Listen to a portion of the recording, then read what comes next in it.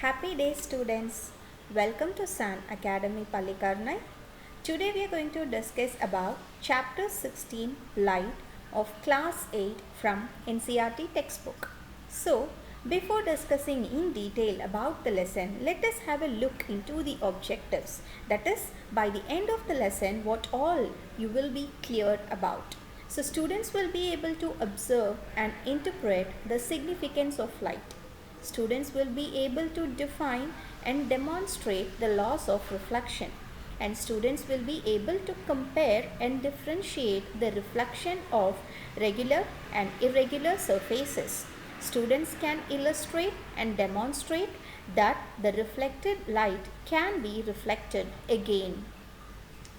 Even you can manipulate the concept of multiple images by designing your own periscope and kaleidoscope. And as a conclusion, you will be able to conclude that some light is white in color and can be dispersed. And students will also be able to draw and label the structure of human eye and describe the function of light in human eye. Students will be able to appreciate the variation in nature by knowing the vision power of other creatures.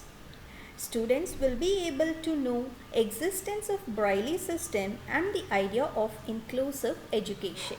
Now let us get into the chapter. So before discussing about the topic light, we all know the world is largely known through the senses. The sense of sight is one of the most important senses. Though we see mountains, rivers, trees, plants, chairs, people, and so many other things around us, we also see clouds, rainbows, and birds flying in the sky. At night, we see the moon and the star. And how are you able to see all these things, even the words and the sentences which are printed in your books? And have you ever thought how you are able to see all these objects? You may say that the eyes see the objects, but can you see an object in dark? It means that eyes alone cannot see any object. It is only when light from an object enters our eyes that we see the object.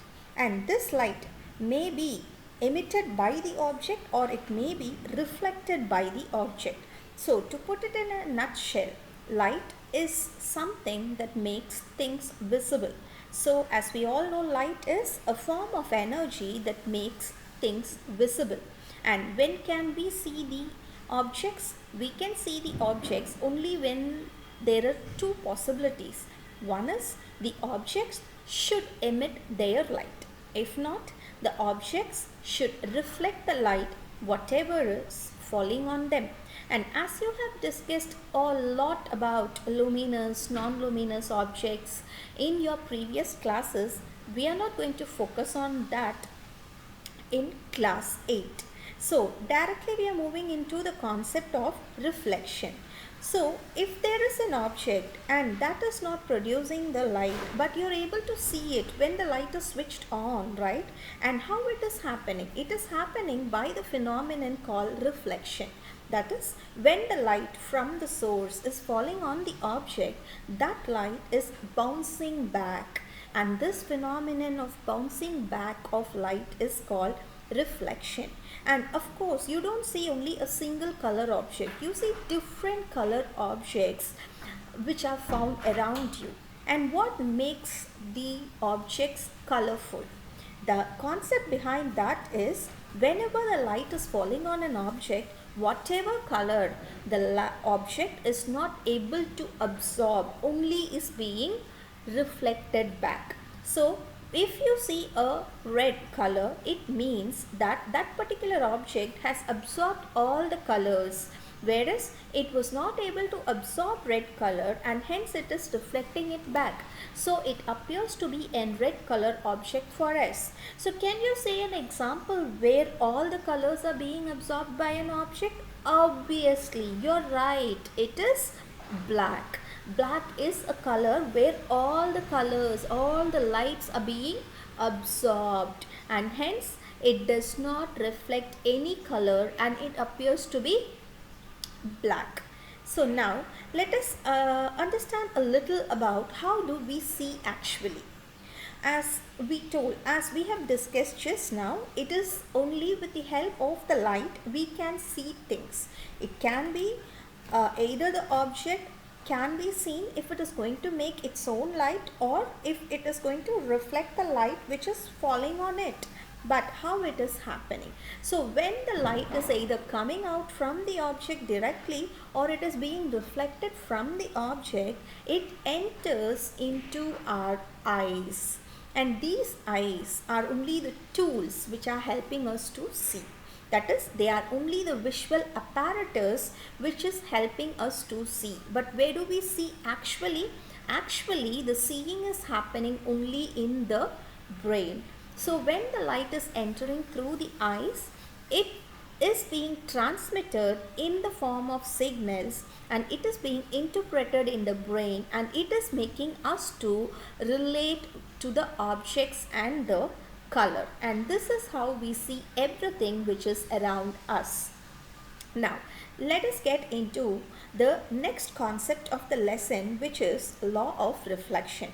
So before discussing in detail about law of reflection, you should be familiar with certain terminologies without which the law of reflection cannot be explained. So as I told you initially, whenever a light strikes the surface, and if it is going to bounce back in opposite direction, that phenomenon is called reflection.